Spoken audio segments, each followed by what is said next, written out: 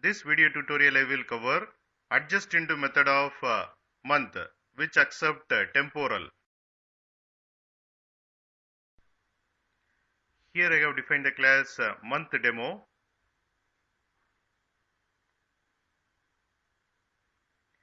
Here I have created zone date time object.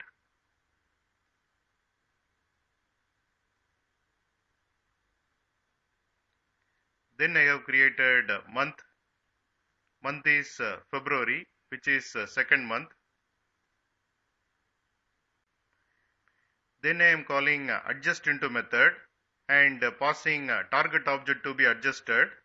This method adjusts this target object based on this month value and returns adjusted object. Here you can see the output. You can see before that month was 04. After adjusting, month is 02, which is February month.